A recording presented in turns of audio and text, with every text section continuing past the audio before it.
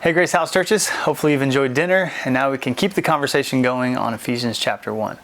So we've learned the history, the context, the author, and then Paul hits us with like this 202 word Greek sentence preaching the gospel to us, but he moves from preaching to us to praying for us.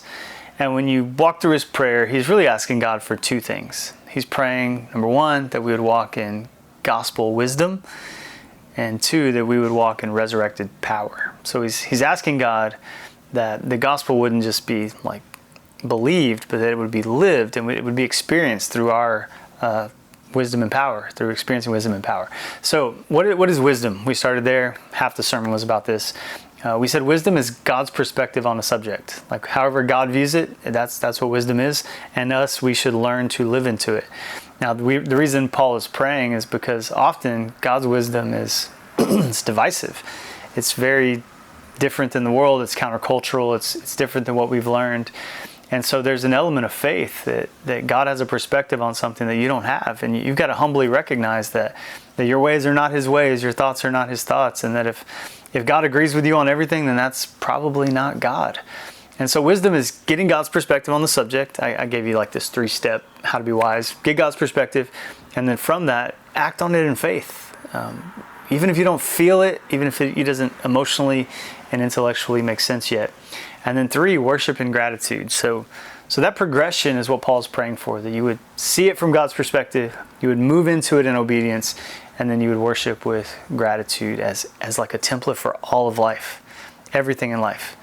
Should I forgive someone? The world says cut them out, they're toxic, go no contact. God's perspective is forgive them, bless those who persecute you, pray for those who have hurt you.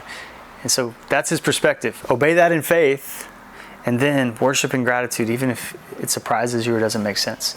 So that was the first part, living in gospel wisdom. And then the second part is experiencing resurrected power. Paul takes the resurrection of Jesus and says that you now have that inside of you. And that is now the power to walk in the wisdom. So in other words, God doesn't give you a task without giving you the means to accomplish the task. And so resurrection power allows you to walk in gospel wisdom. You don't have to do it alone. God doesn't say, here's the gospel, now go try hard to be wise. He says, here's the word, here's prayer, here's Christian community. But in informing all that is resurrection power living inside of you that will happen in the tomb, happen in your chest, and it can now empower you. We see this in the first disciples in Acts chapter 4. They go from being, sounds crass, but like from dumb and weak to walking in wisdom and power. And what happened in the middle is that they were with Jesus. Like being with Jesus offered them that gift. And so we must behold to become. That's what we close down the sermon by saying. And so how do we do this? How do we live out this prayer? We behold Jesus, we obey him, we walk with him, and we experience his power little by little. And by God's grace, we can end up as people who walk in wisdom and power.